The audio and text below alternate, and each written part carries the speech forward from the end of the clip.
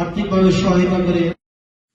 নিজ এলাকায় মানবতার কাজ করতে রাজনৈতিক মন মানসিকতার প্রয়োজন নেই, প্রয়োজন ঐক্য থাকা। তাই হাটহাজারী সমিতির সকল নেতৃবৃন্দদের একসাথে ঐক্যবদ্ধ হয়ে মানবতার কাজ করতে অনুরোধ জানিয়েছেন সাবেক সভাপতি মোহাম্মদ ইয়াকুব। কাছে আমি অনুরোধ জানাবো, আপনারা আমাদের এই সমিতিকে সংগঠিত রাখার জন্য আপনারা আমাদের পাশে থাকবেন। আগামীতেও যেভাবে আমাদের সাথে কাজ করে গেছেন, আগামীতেও আপনারা আমাদের সাথে থাকবেন। ভেদাভেদ ভুলে সবাই একসাথে হাটহাজারী সমিতির পতাকা তলে আসাতে কৃতজ্ঞতা প্রকাশ করেছেন প্রতিষ্ঠাতা সভাপতি নজরুল হাসান। কর্তৃক আয়োজিত থেকে উপস্থিত হয়ে আজকে আমাদের এই ইফতার মাহফিলকে সফল ও সার্থক করেছেন।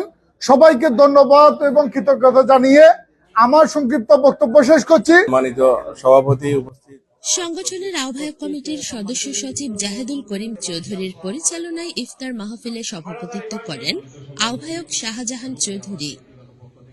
এ সময় তিনি সবসময় সুপরামর্শ দিয়ে সাথে থাকার জন্য আগত অতিথিদের প্রতি কৃতজ্ঞতা প্রকাশ করেছেন।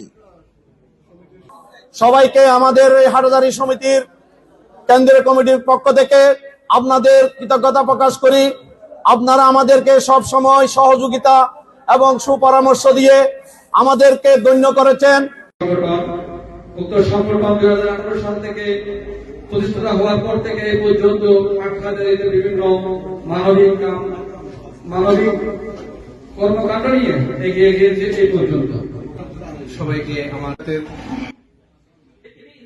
হাটহাজারী সমিতি সংযুক্ত আরব আমিরাতের আয়োজনে আয়োজিত এই ইফতার মাহফিলে এ সময় বক্তব্য রাখেন ইসমাইল গনি চৌধুরী, কাজী মোহাম্মদ আলী শাহাদাত হোসেন, আমির হোসেন আজম খান, সেলিম উদ্দিন এনামুল হক চৌধুরী, নিজামুদ্দিন এমরানুল হক বাবুল, দিদারুল আলম হাবিবুর রহমান, জয়নাল আবেদিন সহ আরো অনেকে। ইফতার মাহফিল শেষে দেশবাসী এবং প্রবাসীদের জন্য দোয়া ও মোনাজাত করা হয়। নিউজ ডেস্ক, আমিরাত সংবাদ।